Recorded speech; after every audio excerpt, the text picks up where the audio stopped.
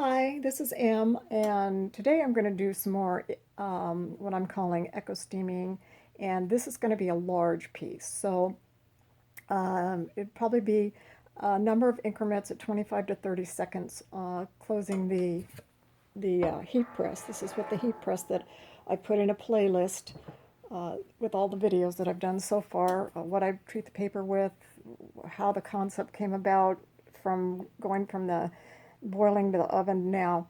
And so if you don't want to wait while they're 25 seconds, 30-second increments, fast forward on the timeline if you want to cut to the chase. But if you want to hear me talk and share thoughts while I do this, then you may want to watch it in real time.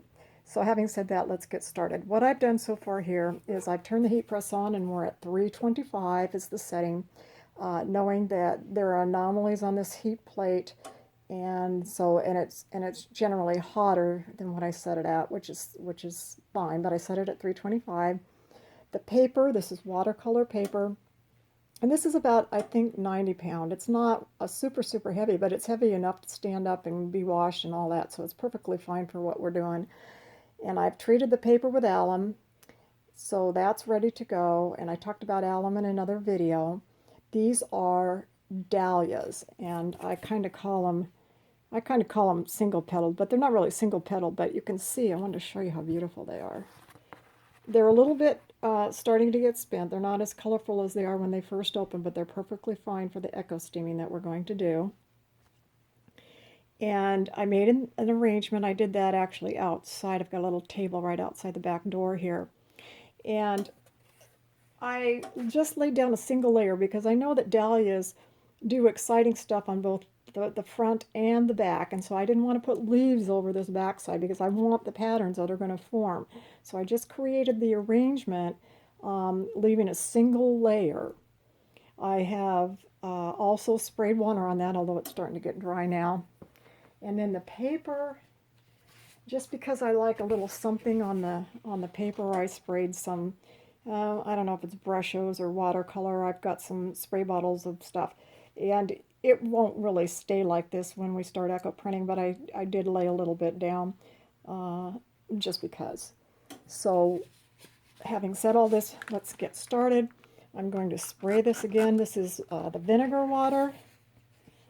Again, it's about a 40 or 50% vinegar to the rest water. So I'll be spraying everything out from here on out. I'll be using the vinegar water bottle. We need to get this wet. This needs to be wet when you're doing it. So I'm just trying to spray water on there without moving all of the items. And then I'm gonna spray the back of the paper and the front of the paper.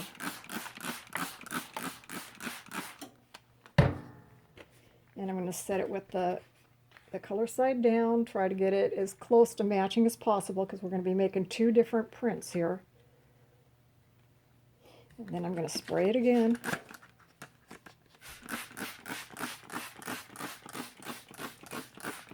You want it nice and wet. Well, pretty damp. Now I'm going to, remember I talked about in other videos, this is a Teflon sheet larger than the press. And I've got another, this is a 14 by 14 Teflon sheet, this light one. I'm going to put another Teflon sheet down. And then I'm going to put this other big one down. And now we're going to close it. I'm going to stand back so I'm not breathing the fumes. And right now, I can't push the arm down. There's too much bulk in there, so I'm just going to hold it down for now until it starts shrinking. And I can hear a little sizzle, but not a lot. It's going to start getting very messy. I've got a Teflon sheet here to catch drips. I've got some paper here, and I've got some newspaper on the floor.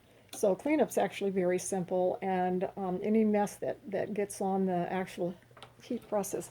There. Now I'm going to put it down. Now you can start seeing the steam coming out. See how it's dripping? That's probably a lot of that watercolor spray stuff that I sprayed coming out, it won't really stay too well. So I'm going to let it go for a couple minutes. I have this set at 60 seconds, so that beep means that we've had this down for 60 seconds. Okay, now let's bring this back. Now you can see that no color really has started to impart. When this starts to do its thing, this will get very colorful on the back. So we need to add more water because it's dried. So I'm going to take this off, add more water. All right, vinegar water.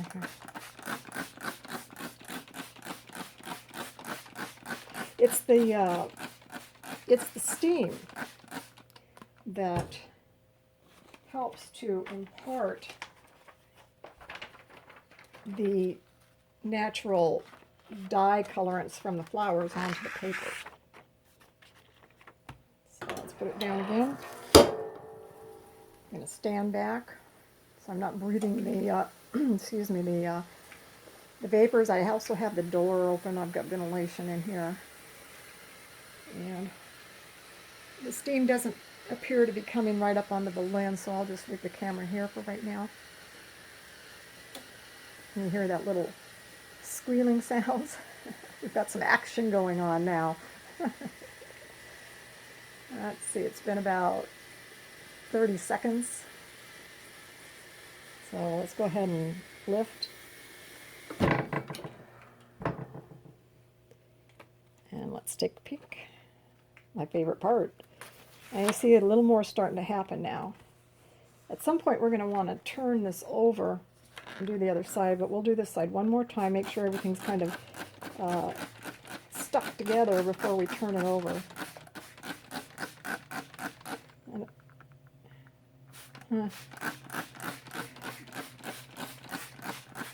Okay, now let's put this on again. Put it down. Now the piece of the size of, although I noticed one piece was a little bit wider than the other, but basically speaking, the paper that the arrangement is on is about 12 by 15. And the reason I'm doing that is it gives a little bit of leeway to trim it down to my goal of being 11 by 14, because with an 11 by 14, you can put it in an 11 by 14 frame with no mat, or you could put it in a 16 by 20 mat and then put it in a 16 by 20 frame. Because I was looking, and a lot of the 16 by 20 mats have 11 by 14 openings, so that works out pretty good. And let's move this out of the way. This little leaf came up for some reason. We'll put it back down. You see where these are even here, but for some reason this one looks like about a quarter inch bigger. Now we should be able to turn it over. Let me get a piece of cardboard so that I got something to hold this with. This is a little bit of a challenge here because I don't want everything to fall out. Okay, act quick. All right, we did it. Put it back down. Fix my Teflon spray. Make sure this is on the grid. Okay.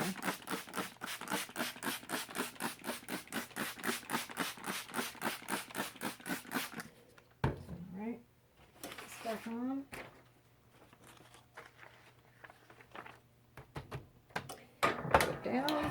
Do it again. Okay, so anyway, I was talking about, so that's the reasoning why this particular one is that size paper. I showed you these dahlias in other videos. This is on the same size paper, which hopefully will get this similar type of a result. This has 3. I did the same 3. I did one with 5. This one had 5. This is the back side of the dahlia, but I didn't really like the 5 arrangement as much if I wanted to use it for an 11 by 14. It's almost too much. There just isn't enough space between these flowers for all this exciting background stuff. So I preferred the 3 flowers with the complementing buds. Actually, I should say they're spent buds. For the larger arrangements. I'll probably cut that down, the one I just showed you, and do other things with them. Oh, let's peek. See how it's starting to impart some color. See? But I think that we're going to go ahead. We could probably get away with taking it off now, but once you take it apart, that's it, you're done. We'll do a real quick little thing on this side. I haven't found out if there's such a thing as doing it too long, so hopefully we won't do it as long now, because this side looks pretty saturated.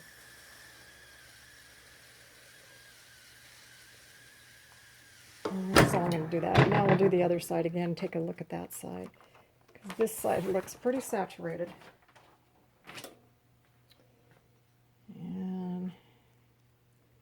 And that one's getting there too. All right. Get my board. Put it on the board. Let's go ahead and spray this a little bit. Flip this over. This on the mat.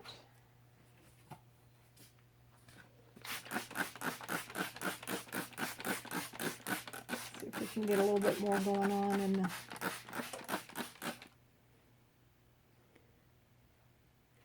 let's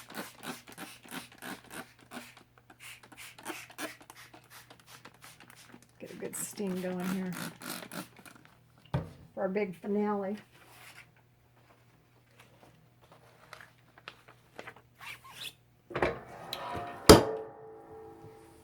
Okay. I've got some hydrangeas that I really want to test too. Hopefully I can get to that today. I got to move on this week to other projects. This is going to be my last big play day with the heat press and flowers, probably for a little bit. So I'm going to let that go until the steam dies down a little, which it's starting to die down now. All right.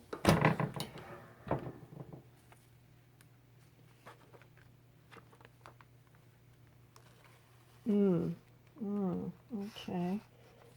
Yeah, I want a little bit more. Now it's really starting to come through.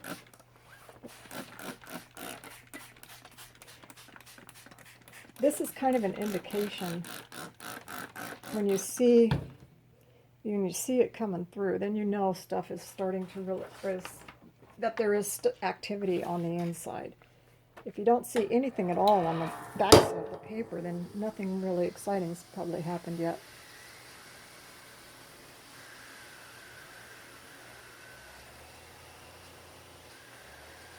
So we'll peek again when this is done and determine if we want to say it's good enough. This is actually pretty addicting. I saw, thank you very much to the gal who made a comment on one of the videos about she got motivated and wanted to try to use a regular iron, and I was thinking about that, going, yeah, for smaller pieces I bet you could use an iron, just I'd probably want to make sure I was using a heat pad for the oven on my hand, not to make sure that you don't burn yourself with the steam, and play around with temperatures. But I don't see why it wouldn't work. You're going to, of course, want to use a lot of pressure when you're holding the iron down. So if you don't have a heat press and just want to play around with a bookmark or a little all occasion card or a tag or a journal card or something, I don't see any reason why not. Well, I'm thinking that maybe There'll be a point when I've gone so far that I can't go back.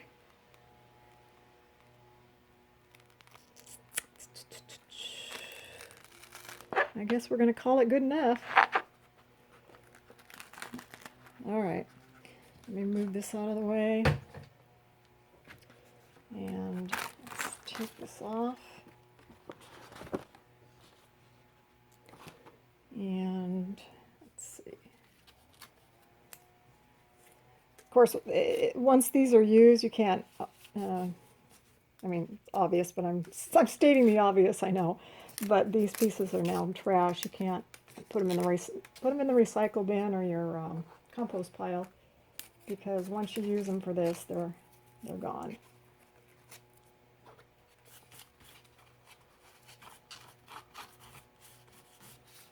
And then what I'm going to do is I will take this up to the sink and wash it so that I can get the rest of this debris off. And when you do, you can see this wants to stick on there, and so does that.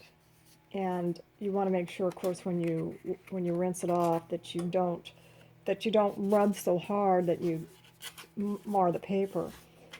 But I'm pretty sure that most of this stuff will come off.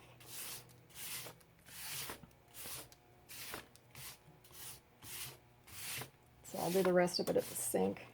And then once I wash it, I'll let it dry a little bit. I'll lay flat, let it dry a little bit, and then I'll probably heat press it just to flatten it out. But let's see how beautiful that is. I love this action in here.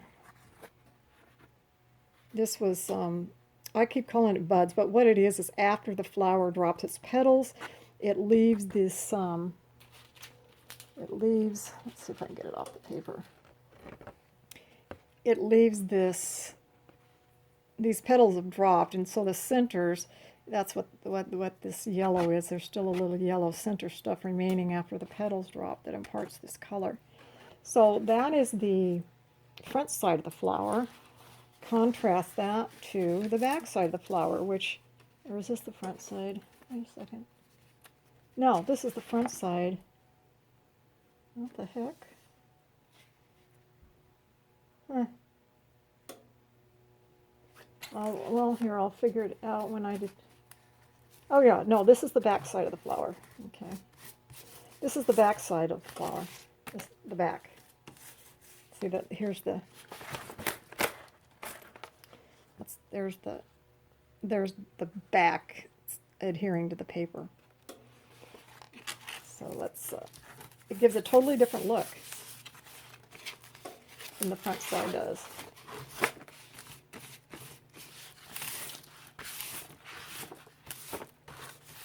Well,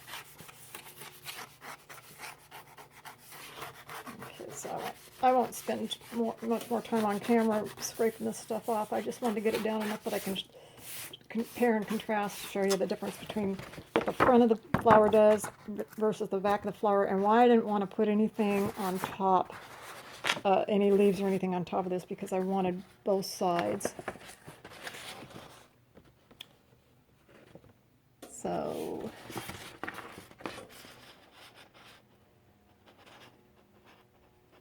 see the difference? And I think they're both stunning.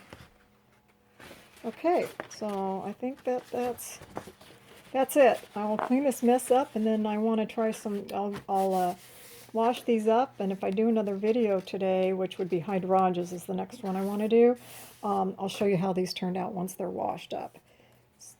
If it's something you are interested in, stay tuned, and hopefully we can get around to that, and thank you for watching. Have a great day.